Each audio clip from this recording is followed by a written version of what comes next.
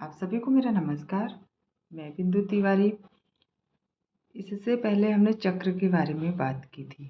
तो हमारी जो बॉडी है उसमें 7 चक्र मुख्य रूप से होते हैं और उनका हमारे जो शरीर है, चक्रों का होना और उनका जागृत होना, और जब ये जाग जाते हैं तो इनका बहुत ही फ़ायदा भी हमको मिलता है। जैसा कि मैंने अपने पहले वीडियो में बताया है और प्लेलिस्ट में है, जिसने नहीं सुना है वो सुन भी सकता है। तो आज मैं 7 चक्रों में पहला चक्र हमारा है मूलाधार चक्र, यानी मूल चक्र, यानी आपका अस्तित्व भी उससे जुड़ा है। और आप लोग जानते भी हैं कि बिना अस्तित्व के हमारे जीवन में कुछ भी नहीं होता है। आपका अस्तित्व कैसे होता है? तो देखिए, पहले लोग आसन करते थे, साधना करते थे, योग करते थे, तंत्र करते थे। तो कुछ तो कारण रहा होगा, तभी करते होंगे। ऐसे तो कोई नहीं करता है।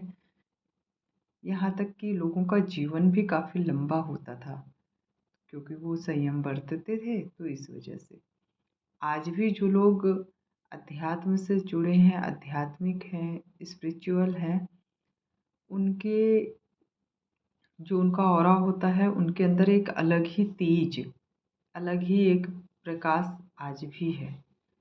जो बोलते हैं वो सत्य होता है और ये सही है। तो जो हमारा मूलाधार चक्र है, ये भी कुछ इसी तरीके से है। अब ये हमारी बॉडी में ही पाया जाता है। ऐसा नहीं है कि कहीं अलग से कुछ है, चमत्कार हो रहा है, ऐसा नहीं है। आपका जो शरीर है, जो परमात्मा ने बनाया है, ठीक है, उसको आप स्वीकार करिए और जिस भी रूप में है उसी को आप उसको जगाने की कोशिश करिए। तो जो मूलाधार चक्र है हमारे बैकबोन के, यानी स्पाइनल के निचले भाग में, इसलिए इसको सबसे मतलब नीचे का चक्र माना जाता है। तो निचला भाग, यानी जो आपका एनल एंट्री जहाँ से होती है, एनल एंट्री जहाँ से होती है, यानी गुदा जो पार्ट है, वहाँ पर आपका ये मूलाधार चक्र है। और उसको आप जागृत करेंगे तो आपको बेनिफिट मिलता है।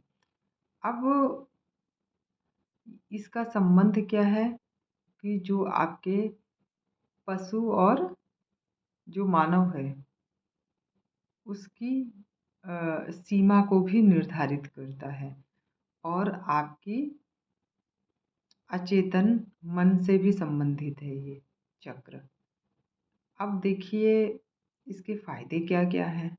अगर ये चक्र जागृत हो जाता है तो आपका जो मन है, जो आपका मस्तिष्क है, ये बहुत अच्छा काम करता है।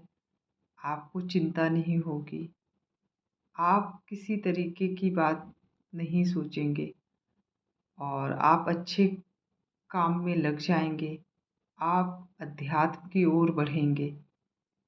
तो इसलिए ये चक्र आपके लिए बहुत ज़रूरी है। अब इस चक्र का अगर असंतुलन हो जाता है, संतुलन है तो आपको इतने सारे फायदे, असंतुलित हो जाएगा तो बहुत घाटा होगा। अब घाटा क्या क्या होगा?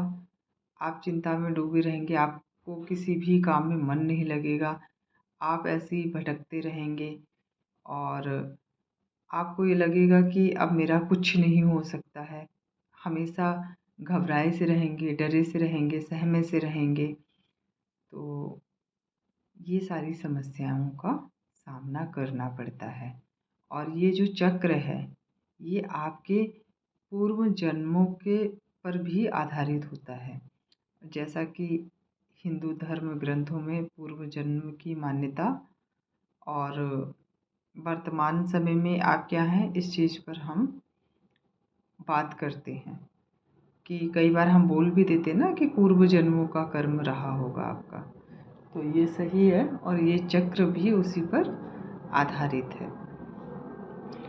अब बात आती है कि इस चक्र का जो बीज मंत्र है वो किससे है?